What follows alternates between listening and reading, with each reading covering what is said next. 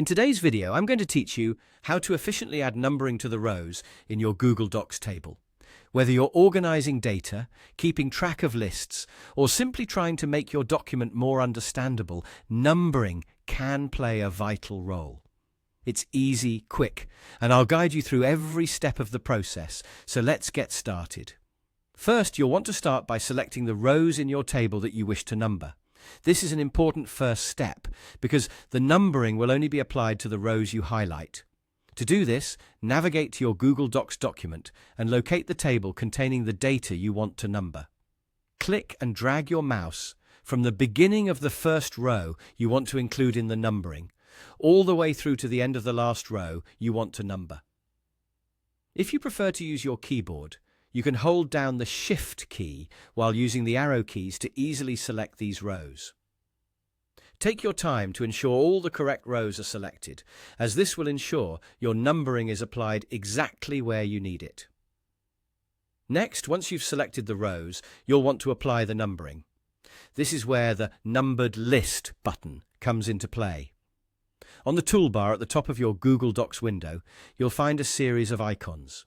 Locate the one that looks like a numbered list, consisting of a small list with numbers on each line. Click this button, and you'll notice that Google Docs automatically applies sequential numbers to each of your selected rows. This not only helps in visual organization, but also brings a neat structure to your table, making it easier to read and comprehend. However, there may come a time when you want your numbering to continue from a previous sequence.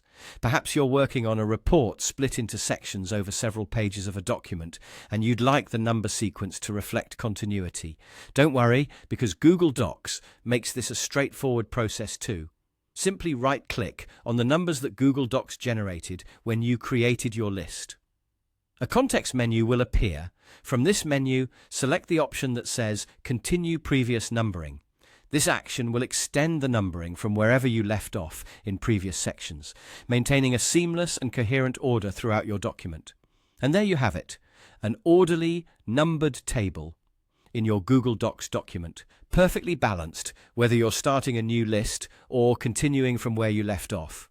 Whether you're creating reports, organizing a project, or just tidying up your notes, these steps help you maintain clarity and structure in your documents.